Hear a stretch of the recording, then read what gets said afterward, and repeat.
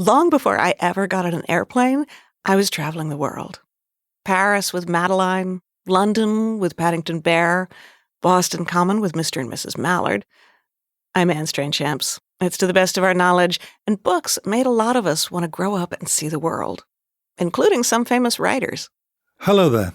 I'm Philip Pullman. I'm the author of His Dark Materials, currently being shown on television, and of a new series of books called The Book of Dust. Millions of children have read and loved Philip Pullman's books. But when he was a child, the age of his famous protagonist, Lyra Belacqua, what book did he love most?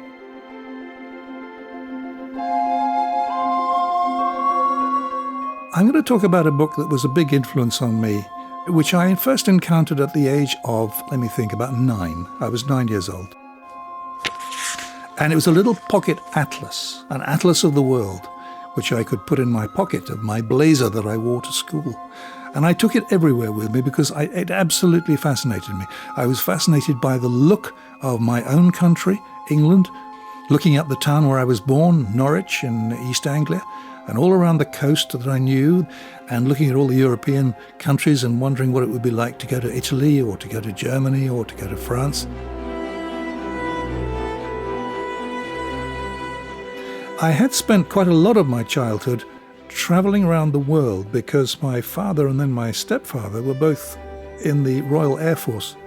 And in those days, the RAF sent its pilots and its personnel to, what was then the Empire, still the British Empire. So I'd spent part of my childhood in Africa, Southern Africa, and part in Australia. And it was nice to look at the map in my little pocket atlas and see where we used to live and all the places I'd been to. One of my favourite pages was the map that covered New England. And I went through this almost with a magnifying glass. So many towns all crowded together, and so many of them had English names. There was a Norwich there, there was an Oxford there, and that was fascinating. And there were towns with kind of names that could only have come from another country. One of them I was fascinated by was the town of Oconomowoc in Wisconsin. Many years later, I found myself actually driving through Oconomowoc.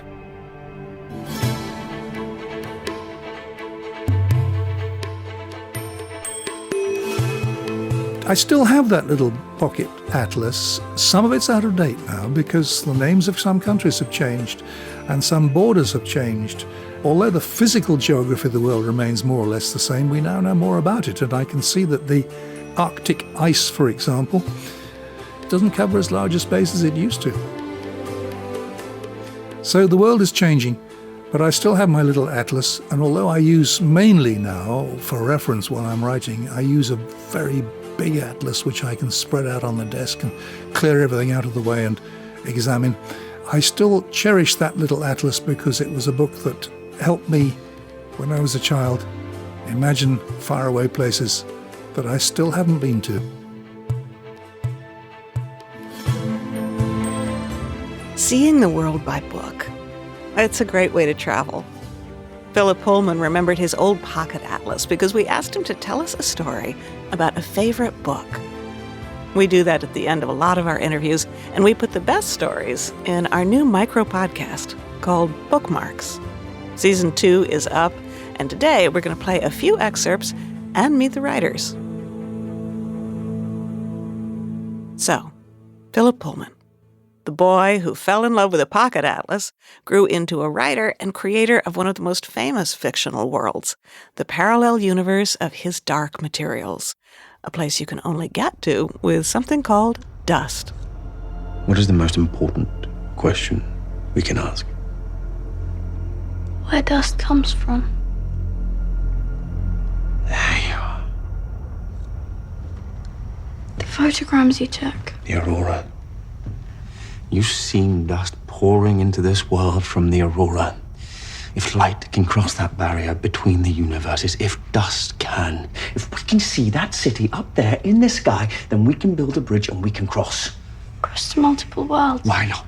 Let's go to the source. Let's ask what dust is. Maybe we'll find out that it's something else entirely. Maybe we'll find out that it is sin. How do you like the sound of that? I don't know. What I do know is I've done my piece. That's an excerpt from the new HBO adaptation. Philip Pullman loves to write about big ideas, and Steve Paulson loves to read about them. So it's kind of a literary match made in heaven. Philip, a lot of us have come to love your heroine, Lyra Belacqua. She was 11 when you first introduced her in The Golden Compass, and she and her alter ego, Pan, who takes the form of an animal, what you call a demon, and they've had a lot of adventures with witches and armored bears and this mysterious substance called dust. And now she's back in your latest book, The Secret Commonwealth, except this time Lyra is 20 years old and she's unhappy. She's barely on speaking terms with Pan. Why is she struggling? Because people do. One of the things I wanted to do in this series of books was to write, well, it's a fantasy, I know that, but to write a fantasy that was as psychologically true as I could make it. And I wanted to use the things I discovered about the demon, for example, and about dust and about Lyra as well. I wanted to use those things to explore what it's like to grow up. We see her on the cusp of adolescence in The Amber Spyglass. She has a first experience of falling in love, for example, and that makes a huge difference to her. It marks a point in our lives when we're moving out of childhood and into an adult world which has got strange, mysterious, exciting, dangerous things like sexuality in it. But also curiosity, intellectual curiosity. It's the time in our lives when we're most curious about the world. How does it work? Why are people so cruel to each other? Why is this happening? It is a time of our lives often marked by profound wonder as well as profound depression sometimes. But with the demons, which I have in my story, the embodied soul, if you like, of human beings, which has the form of an animal, I can do with that something that's harder to do in our world, and I can express a sense of alienation from oneself by having the human being, Lyra in this case, and her demon not getting on, not liking each other, not being able to speak to each other. And Pan, Lyra's demon, basically has accused Lyra of having lost her imagination and sense of wonder. That's right. Which seems to be accurate. That's right. So he sets off in search of it. Now, what am I drawing on here? I think it's in that Latin epic romance called Orlando Furioso, where the hero Orlando loses his wits and someone flies to the moon to see if they can find them. And this has always struck me as being a charming idea. And so Pan going off to search for Lyra's imagination comes from the same kind of source. It's a world where magic exists, where strange things can happen, and where people go in search of things like imagination. So one of the central tensions here is this dichotomy between reason and imagination, and the sense that maybe reason has won over too much. I mean, we've sort of lost the sense of imagination. And I'm struck by this because 100 years ago, the sociologist Max Weber he had a word for this, disenchantment. Exactly. It seems like Lyra has become disenchanted with the world. Well, the word disenchantment, yeah, it's a very good word. It's a state of mind which is also very well described in Wordsworth's poem, William Wordsworth's poem, Ode on Intimations of Immortality, which begins, "There was a time when meadow, grove, and stream, the earth and every common sight, to me did seem apparelled in celestial light, the glory and the freshness of a dream." But he goes on to say that no, that was when he was a boy. Now he's grown up, the magic's gone. Where's it gone? So the title of this book is The Secret Commonwealth. What does that refer to? It's a title I stole from a little book called, well, I'll read you the whole title, but it would take about 5 minutes. So I won't. It's a very long title, but it begins The Secret Commonwealth of Elves, Fauns and Fairies. It was written in the late 17th century by a Scottish clergyman called Robert Kirk, who'd made a study of the local folklore and legends and myths about fairies and ghosts and spirits and all that sort of stuff. You know, it represents the imagination, really. Yeah. I find this so interesting, what you're saying, because you are a highly visible atheist, and we tend to associate that with reason and rationality and science as opposed to religious faith. And yet this story celebrates these hidden parts of reality, which fall outside the realms of rational analysis. And I know this is a fantasy novel, but my reading of your story is it seems to be a critique of, I guess, what I would call excessive rationality. And you're really saying we need to sort of rediscover the imagination and this invisible, magical world. Yes, I am saying that, but in welcoming the world of the irrational, I'm not rejecting rationality. Far from it. What I'm rejecting is what William Blake called single vision. I suppose you could call it the one-size-fits-all idea. The view that there is one answer, which is Marxism or science or fundamentalist Christianity or whatever it is, and everything must be subordinate to that because there is one answer and I got it. That sort of attitude. So it's against William Blake's single vision. There is a place for reason. There's a place for rationality, an honoured place, an important place, because the discoveries of science have immeasurably benefited the human race and told us a million things that we had no idea about and are fascinating and important to know. But science is a good servant but a bad master, in the old phrase. If you only allow yourself to see things through the filter of science, you'll miss a great deal of what's there. And what's there, as well as science, are the things that you can't measure, you can't be numerical about. I've just been reading a very good book called Galileo's Error.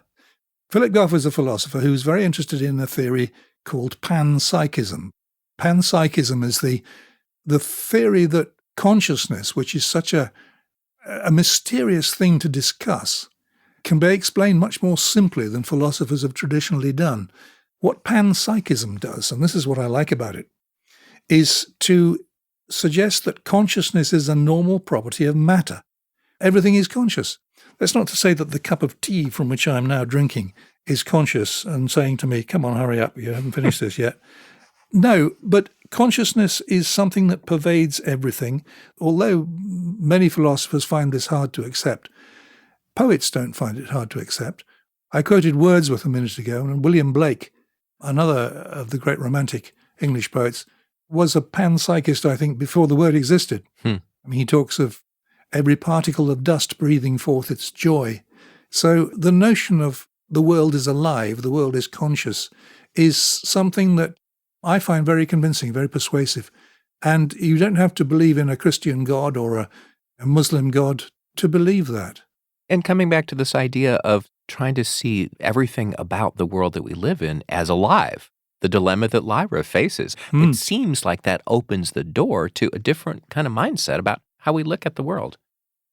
It certainly does. And this is what I think people like Greta Thunberg and Extinction Rebellion and the young people who've been protesting so passionately, they're onto this sort of thing. There's a sense that the people who run the world have up until now treated the world as a sort of dead thing that they can scavenge for whatever they might like out of it. They can tear coal and they can pump oil, they can burn them as they will and hurl the smoke into the atmosphere, and it's all dead and it doesn't matter. Well, we're discovering now, to our great cost, that it's not all dead and it does matter. Again, the idea of a Gaia, the Gaia hypothesis, taps into the same feeling, I think. So I want to come back to the story and talk about how these ideas that we've just been talking about, panpsychism and the origins of consciousness, how they relate to your novel. So you have this mysterious substance you call dust, which is connected to consciousness in some way. Why is everyone fighting over dust? Why does the magisterium want to control it? Why is it so secretive? Well, because in just the same way that the Inquisition, the Catholic Inquisition of the 17th century, persecuted Galileo and people who brought these new ideas like the sun being at the center of the solar system, the church persecuted them because they seemed to contradict what the Bible said. And the church, being in control of everything, wanted to command people's thoughts as well as what they said and what they did, and were very fierce and very severe in defending this knowledge that, well, we now know to be untrue. So the magisterium in my book is doing the same sort of thing with this idea of dust, which seems to be in somehow connected with the change in consciousness that comes to us in adolescence, with the awakening of sexuality, with the change in William Blake's terms from innocence to experience. These are all tied up together, and because they involve this notion of sin, and because it goes back to the story in the book of Genesis in the Bible that Adam and Eve sinned by discovering the knowledge of good and evil. They ate the fruit of the tree of knowledge, and it was the knowledge of good and evil which marked them out. They were innocent no more, and they had to leave paradise. I refer to that story, of course, in His Dark Materials. So this is a total turning the story of Adam and Eve on its head. So traditionally, of course, this is seen as the fall from grace. It sounds like you're saying this is the moment of the discovery of consciousness or of self-consciousness when they bit the apple. Yeah, that's correct. That's exactly what I'm saying. I can see why people would think it was heretical, but I can't understand, I have never understood, why a God who invented us would not want us to know about things and would tempt us with the knowledge of something and then forbid us to enjoy it. It seems crazy to me.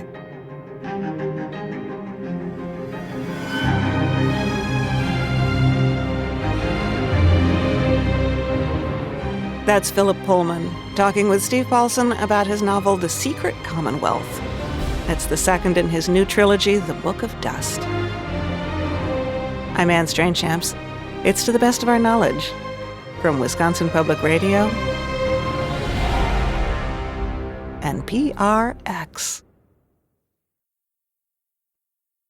This hour, we're talking about traveling by book, about the places that books can take us in space and in time. Here's Ruth Ozeki reading from her best-selling novel, A Tale for the Time Being. Hi, my name is Now, and I'm a time being. Do you know what a time being is? Well, if you give me a moment, I will tell you. A time being is someone who lives in time, and that means you and me and every one of us who is, or was, or ever will be. As for me, right now, I'm sitting in a French maid cafe in Gappah Electricity Town, listening to a sad chanson that's playing sometime in your past, which is also my present, writing this and wondering about you, somewhere in my future. And if you're reading this, then maybe by now you're wondering about me too. You wonder about me. I wonder about you. Ruth, this character Now has such a vibrant, distinctive voice when she really kind of jumps off the page from the very beginning. How did she come to be? You know, at the time, I guess it was probably 2004, 2005, I was studying the fascicles, the essays of a 13th century Zen master named Dogen Zenji. And he'd written an essay called Uji, which can be translated as time being or being time or for the time being. But for some reason, every time I was reading this essay, I kept reading time being as in, like, time being, like human being, right? And this phrase just kind of stayed in my mind and somehow just translated itself into the voice of this 16-year-old Japanese schoolgirl, Nao Yasutani. So tell us about Nao. How would you describe her to someone who hasn't met her? Well, I guess I would describe her as displaced. She is a Japanese girl born in Japan, but was raised in Silicon Valley in Sunnyvale, California. And the family was forced to move back to Tokyo, where she was put into a junior high school and, you know, had none of the cultural fluency. You know, she didn't have money for nice stuff, and she just didn't really know how to relate to the other kids. And so she is being very badly bullied. She decides that she's going to kill herself. But before she does, she wants to do one last act of redemption, which is to tell the fascinating life story of her 104-year-old great-grandmother, who is a Zen Buddhist nun. Oh. Now, you are also yourself a Zen Buddhist priest. I think you were ordained in 2010. That's right. Are there elements of Zen Buddhist philosophy that you wanted to explore or embed in this novel, particular elements? Well, I think that more than that, it's kind of the other way around. In the years prior to writing this novel, I was practicing Zen Buddhism very seriously, and I was doing a lot of meditating and a lot of study of Zen philosophy. And I think the book really grew out of that. It wasn't so much that I wanted to embed Zen philosophy in the book, but it was more the that novel the book embedded itself in your practice? Exactly. And in a way, the novel is an expression of that practice. In what way? You know, I guess the way I like to think about it is, in a sense, the book is a performance of certain Zen philosophies. For example, Zen teachings on time and impermanence, or Zen teachings on interconnectedness, what is called in Buddhism dependent co-arising, the way that we are never separate from each other. You know, there's no separation between self and other. And I think that all of these kinds of philosophical propositions, if you read the book with those in mind, you can see how the book kind of enacts those. But you're suggesting, aren't you, also that our notion of self or of having an independent self in the real world is something of a myth, an illusion. It is an illusion. Yes, exactly. That's exactly right. I mean, there's no way to be an independent self, is there? How could you possibly be an independent self?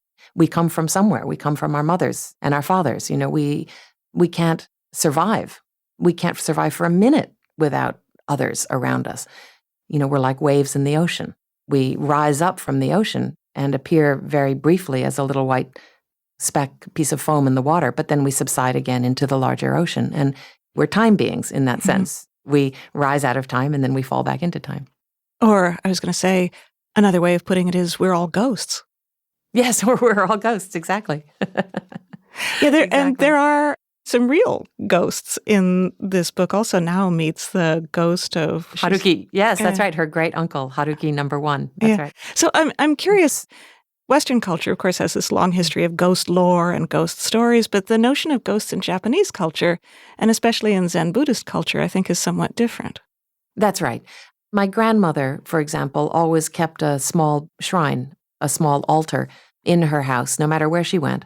And every day she would wake up in the morning and she would boil hot water for tea, and she would bring a cup of hot water to the altar and give it to my grandfather, who had been dead for many years, but this was her ritual. And in a sense, it kept him there. It kept him alive and present in her life.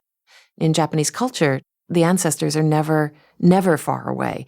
They live just on the other side, and they visit frequently. I mean, certainly once a year, there's a wonderful festival called Obon, which appears in the book as well, but it's a bit like the Mexican Day of the Dead, where the ancestors come back to visit the living.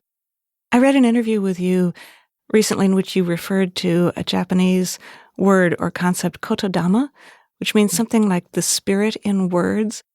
I don't know much about the concept, but it made me wonder, can words sort of have ghosts? Well, I think they are ghosts. Words are ghosts. Language is a ghostly kind of ritual that we perform. We've inherited language from the dead, right? Mm-hmm. And so every time we speak words, we are actually speaking the language of the dead, the tongues of the dead. Language is ghostly. That makes me wonder whether writing is a form of Zen practice for you, or vice versa, or I guess how the two inform each other. The two are very, very close, to the point where I would almost say at this point they are expressions of each other. How's that?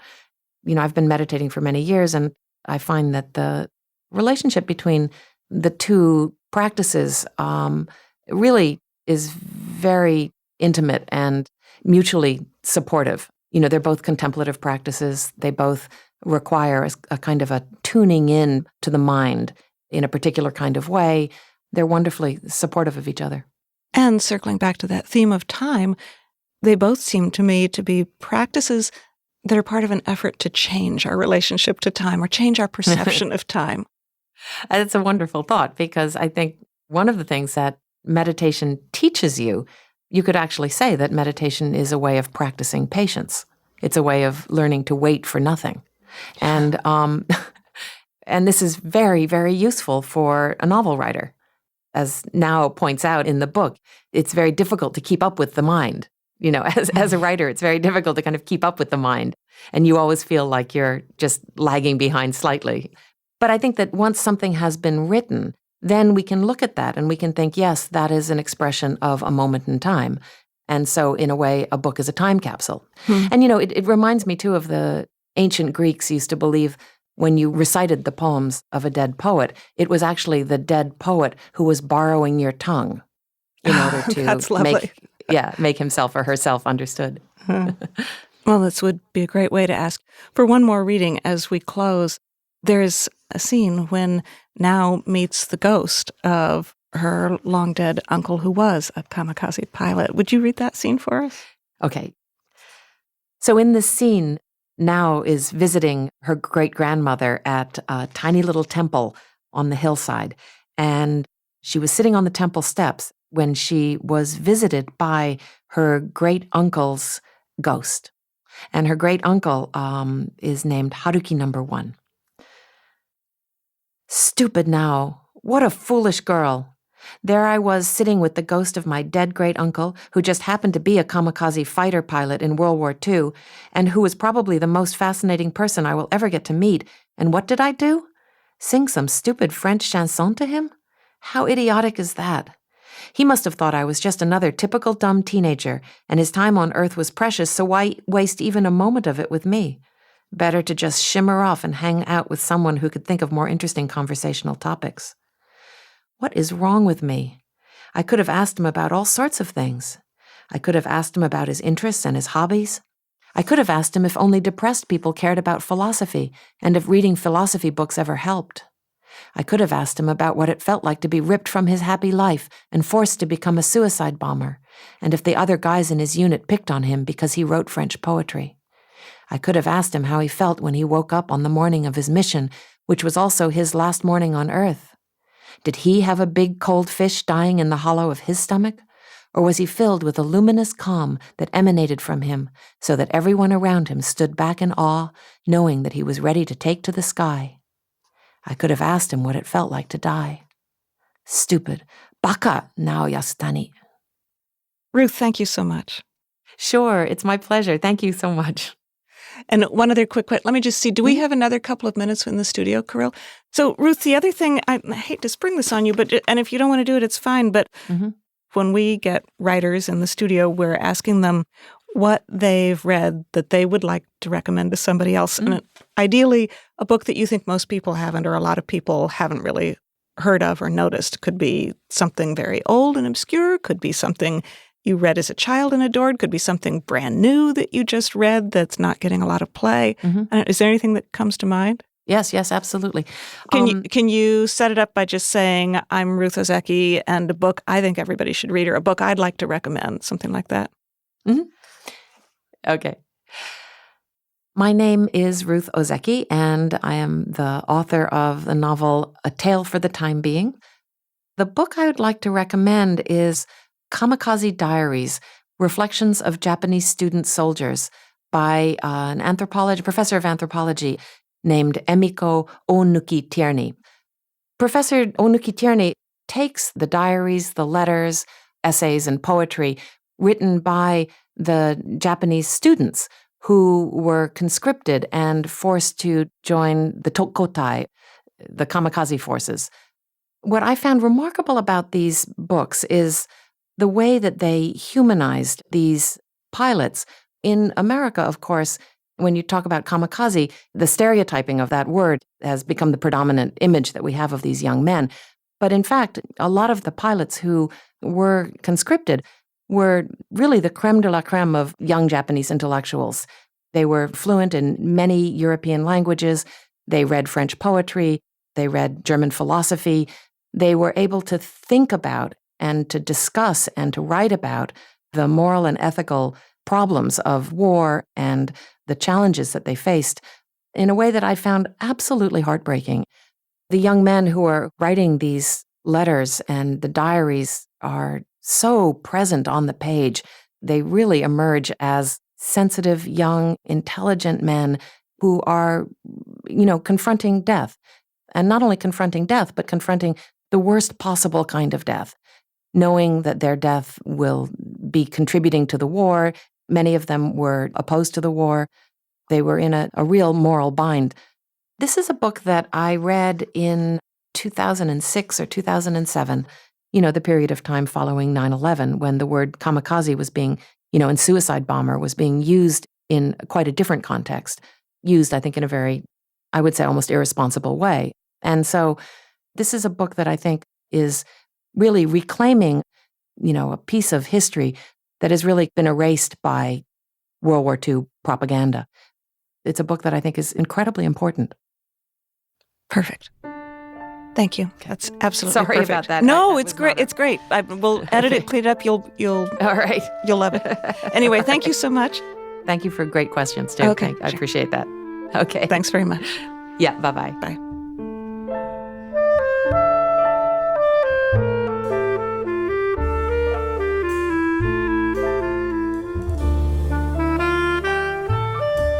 We started this project about 4 years ago. And Ruth Ozeki was one of the first we asked to be part of it. By now, we have a library full of books recommended by famous authors, and you can hear them too in our new micro-podcast called Bookmarks. Season 2 is just out, and I hope you'll subscribe. Find out how at ttbook.org/bookmarks. I'm Anne Strainchamps. It's to the best of our knowledge from Wisconsin Public Radio and PRX.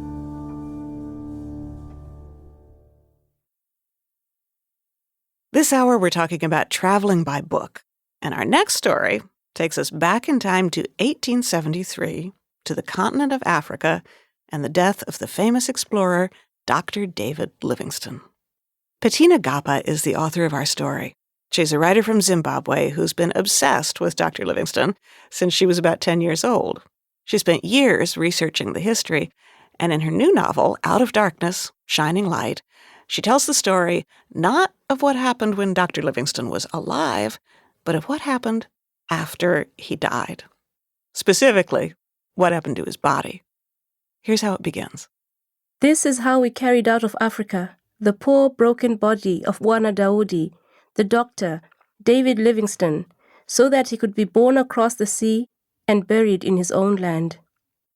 For more than 1,500 miles, from the interior to the western coast, we marched with his body, from Chitambo to Mwanamuzungu, from Chisalamala to Kumbakumba, from Lambalamfipa to Tabora, until 285 days after we left Chitambo, we reached Bagamoyo, that place of sorrow, whose very name means to lay to rest the burden of your heart. Ah, that is wonderful. Thank you so much. Thank you. And this is such a great story. I mean, of course, this really happened. But why did you want to turn this into a novel? And specifically, what happened to Dr. Livingstone's body after he died? Well, his companions, his African companions, the men that he was traveling with, were faced with this great question of what to do with the bodies. He died in the interior of Africa, in what is now northern Zambia, and the coast was miles away. So they then had to make a decision, do we bury him here, or do we take him to the coast and have him shipped off to England for burial? And that decision was a momentous decision both for them, for Dr. Livingstone's family and friends, and for the continent of Africa.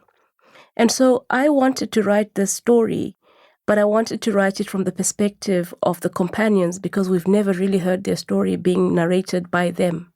And why didn't they just bury the body where he died? Why take on this huge, momentous, arduous journey all the way to the coast? That was actually the question that preoccupied me the most as I was researching this book. Why on earth did they do this extraordinary thing? Because I remember this was in pre-Christian, pre-colonial Africa even. So there would have been a lot of superstition and general unpleasantness when they tried to carry this dead body through these different villages and towns. It really was quite an extraordinary thing to do. It's such an incredible story because this was a 9-month journey. There were 69 people, Africans, in this caravan from the interior of Africa all the way to the coast. And I can only imagine, what that kind of journey was like in the year 1873 in this very tropical environment, going across all kinds of lands controlled by, various different local people. It sounds just incredibly difficult. Yeah, not only in different groups of local people, but there were also slave traders amongst them. So in fact, they could have taken a much more direct route to the coast. They could have traveled in a straight line to the coastal town called Kilwa. But Kilwa, on the east coast of Africa, was a major slave trading port. So they didn't want to risk traveling along the same path as slave traders because, of course, that would have endangered them. So they took this long, circuitous route. So it was an incredibly dangerous journey. And as I narrate in one of the chapters, there was a lot of hunger, there was a lot of weariness, and at one point, they actually had to overrun a town in order to find food and shelter. So they basically had to conquer exactly with their weapons. It was an act of conquest. Yes. It was an act of conquest. Wow. So just a very practical question. How did they transport a dead body for 9 months in tropical heat? Why didn't it just decompose? Well, what they did with the body, I have great fun in the chapter in which I narrate how they prepared the body for burial. In fact, I was saying to someone earlier that I unleashed my inner Stephen King because they eviscerated the body. They sort of took out all his organs, his lungs and his heart. Now, in the Victorian imagination, it was his heart that was buried. So, there were all these statements about they buried his heart in Africa. Sort of like it was this wonderful act, a very beautiful ceremony, but it was actually a very ugly thing because effectively they had to eviscerate him, take out all the insides, because then they laid out his body to dry.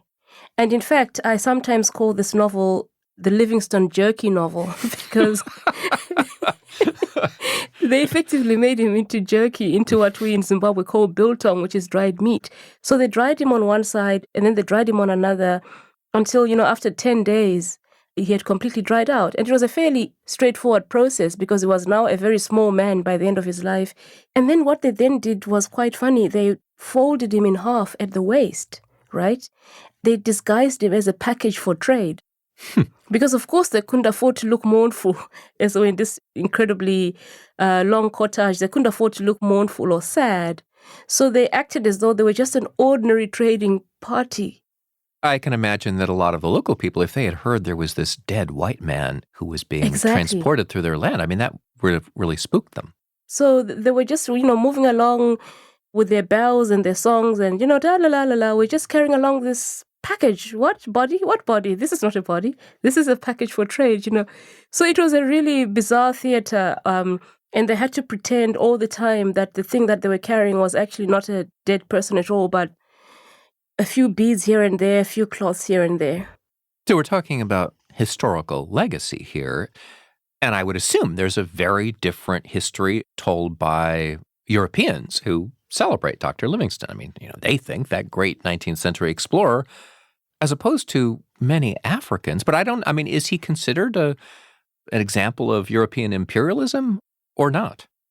That's such a great question, Steve. And it's a complicated one because that history really isn't being taught anymore in Europe. And in fact, in Berlin last week, I argued that they should teach that history again. They should teach the history of Europe and Africa because what you consider to be the European past really is Africa's present. So that act of drawing up and carving up a continent, drawing those borders, those extraordinary straight lines on the countries of Africa, they were drawn with rulers. Because there were borders that were determined on the basis of geographic coordinates around a table in Berlin by Bismarck and the other European powers.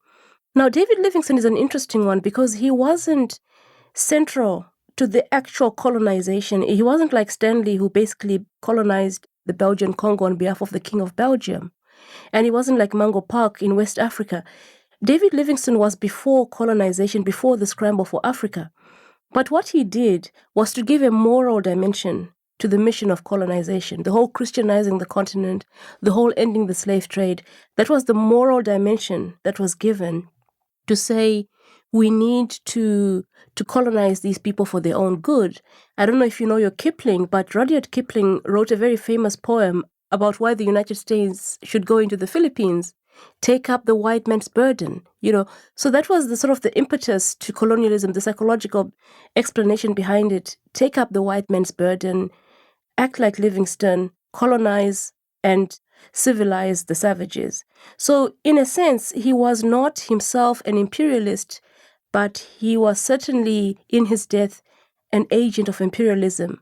At the same time, it's then complicated by his role in the slave trade, by ending the slave trade and also by bringing Christianity to Africa. So you find that in many African countries, all the monuments that carry his name are still there. Really? I mean, so there are a lot of monuments around Africa to Dr. Livingstone. To this day, the capital city of Malawi is Blantyre, after the city where Livingstone was born. Zambia has a city called Livingstone, right at the Victoria Falls, which he claims to have discovered. But of course, you can't really discover a place where people are living, Right. And even Victoria Falls, the falls themselves, as well as the city in Zimbabwe, we still have those names that David Livingstone gave to this great waterfall. I went to Cambridge on a Livingstone scholarship. I was a Livingstone scholar at Cambridge. So he's very much still part of the conversation in a way. See, I know you have been obsessed with the story of Dr. Livingstone for years and years. Why? What was it about the story that stayed with you all this time? It was that body. It was that Chuma and Susie carrying the body thing, because I'd been reading about it since I was 10 or 11 years old. I first read the Livingstone book. It was a ladybird book that all Commonwealth children read. There was this picture, and I remember it vividly, this picture of Livingstone kneeling at his bed. And then the next page was his faithful companions, Susie and Chuma, carried his body for 9 months so that he could be buried in England. And then when I went to secondary school at the age of 16, I traced out Livingstone's journeys in my history book, because to understand the history of Zimbabwe and Malawi and Zambia, you need to understand Livingstone's journeys. And still there was that line again, his faithful companions, Susie and Chuma, carried his body. And I kept asking myself, what an extraordinary thing to do. It's exactly the question you asked me earlier, Steve. Why on earth did they do it? So I have to ask, what's your take on Dr. Livingstone? I mean, is he someone you admire? I don't think I admire him. I think I like him, and I pity him, and I think I understand him. I understand obsession, and I understand people who are driven, and I prefer to deal with people who are flawed. He was not an evil man. I'm very uncomfortable dealing with evil, but I can deal very well with flaws. He was a deeply, deeply conflicted and tortured man. He had a wellspring of kindness in him, but also an incredible arrogance. This novel strikes me as part of a kind of a larger project that so many African writers and intellectuals are part of. How do you retell this old story? 19th century history, for instance. This is the pre-colonial period, but it would apply to the colonial era as well. I mean, how do you tell that from an African perspective? Do you consider yourself to be part of this larger project? I absolutely do, and I'm so glad that you recognize, because I think it's part of a decolonization project. I would love to see more Livingstone novels and more novels about this particular era, because I think the more we have of this, the better it is. It's like Americans with the Civil War. I mean, how many Civil War novels have there been? I mean, Margaret Mitchell is just one, but there are also novels by Black authors and by women authors. I recently saw The Beguiled, with this Sofia Coppola film, which I absolutely loved. I'd never really thought about the Civil War from the perspective of women. I believe that the more we have different perspectives on the same historical facts and events, I think the richer our understanding of this history is. So I'm very excited to be part of a broader group of writers from my continent who are sort of like writing back, the empire writes back. That's Petina Gappah talking with Steve Paulson. Hey, remember I said we often end interviews by asking writers about their favorite book? Here's hers.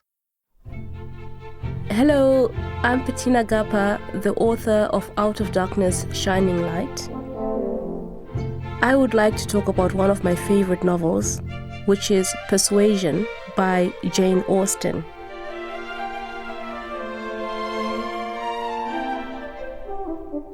I read Persuasion almost every year. Sometimes I call it my toothbrushing novel. It's a book that I read and that I can pick up at any time. I can even just pick up Persuasion and start reading from the middle, from the beginning, from the end. It doesn't matter. It's a novel I know intimately and that I love very much, because it's a different kind of love story, especially for Jane Austen to have written. Her love stories are usually about first encounters, people meet, fall in love, a few obstacles, and then they marry. Persuasion is very much a novel about a mature love, because it's a story of two people, Anne Elliot and Frederick Wentworth, who meet when they are young and then are separated by 8 years, and then they have to discover whether there are still these strong feelings that they have for each other, and whether the obstacles that separated them in the first place are still as strong as they are 8 years later. It's a book of great sorrow and reflection. Anne Elliot is a very unusual heroine for Jane Austen as well, because she has great interiority. She's very different from Emma or Elizabeth Bennet, who are bubbly and lively. Anne is very much in her own thoughts, and Jane Austen really takes us in a very moving way into the deep, disappointed thoughts of this woman who thinks that love has passed her forever. This book is really, it speaks to me very powerfully because it's a book about second chances. And as somebody who has made more than a few mistakes in their love life, I really hope that, second chances, third chances, fourth chances will come to me one day. But, less frivolously, it's a book that I think is the most African of Jane Austen's novels. I always try to give an African reading to Jane Austen, and I think this and Emma are the two most African novels because I can relate to Anne Elliot's dilemma as a young woman who wants to please her patriarchal and authoritarian family, but does so at the cost of her own feelings and her own heart.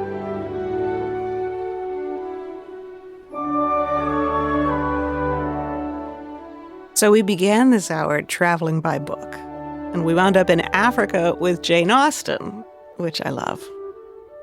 Amazing things happen when you ask writers to tell you about the books they love. We have a lot of these little stories, and we've collected them in a new podcast called Bookmarks. Season 2 is just out, and before we go, let's play one last bookmark. This one's from another world traveler, the writer Robert Macfarlane. And this is the book that taught him how to really see a mountain. So this is a book about mountains in the sense that Mrs. Dalloway is a book about city streets, or Moby Dick is a book about whales. It is a profound investigation of the interpenetration of mind and matter and what matters.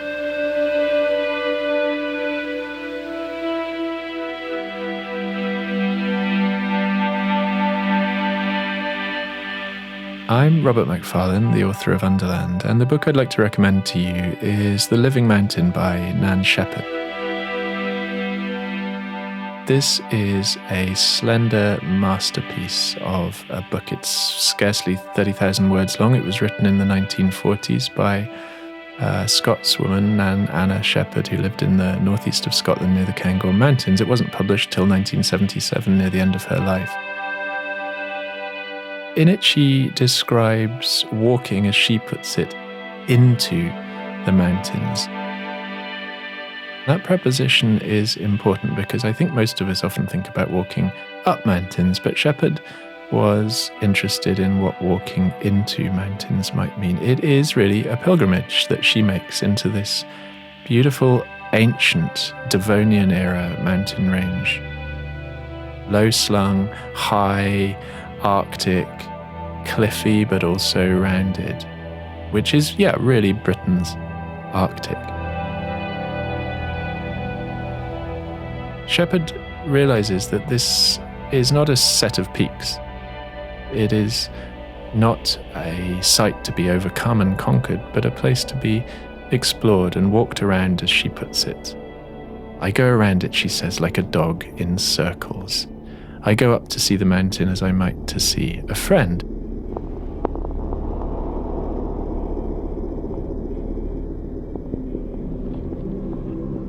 I grew up climbing. I was a climber from a young age, a bad climber, but a climber. And I was so drawn to the summit. I had summit fever bad. It cost me scars and wounds and occasionally nearly my life. I look back with incomprehension at it, but I met Shepherd's book, and it was the beginning of a weaning away from that summit fever. To her, the pass was so much more interesting than the peak, and the pilgrimage so much more interesting than the conquest. I remember once, I'm in the Cairngorms a lot, and I usually carry a copy of this book. I think it's the one I've given away more than any other. And I met a young man from Singapore deep in the passes there. And we fell into talking, and he was very open. He said that he'd been having a very difficult time in his life. He'd lost someone close to him, and he'd come to look for himself or look for some way forwards in the mountains. And we stood by this stream and had this conversation that was completely unexpected to me, far from any road. And I said, look, here's this book, take this book, read this book. Gave him my copy, and I left him my email address, and later he wrote to me this extraordinary letter just saying that encounter with me, but really with me as the giver of that book. And then the book which he'd read had been a map. The book had been a map to him, and it had allowed him to find his way back to the world from the lost place in which he'd been. And I just thought, well, Nan, thank you.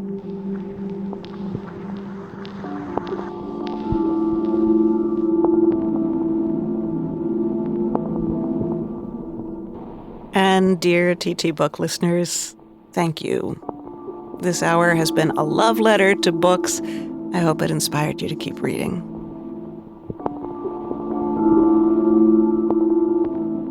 To the Best of Our Knowledge comes to you from Wisconsin Public Radio and PRX. Angelo Bautista and Charles Monroe Kane produced this hour, with help from Shannon Henry Kleiber and Mark Rickers. Joe Hartke is our sound designer and technical director, and we had additional sound design help this week from Sarah Hopeful. Steve Paulson is our executive producer, and I'm Anne Strange-Shamps. Happy reading.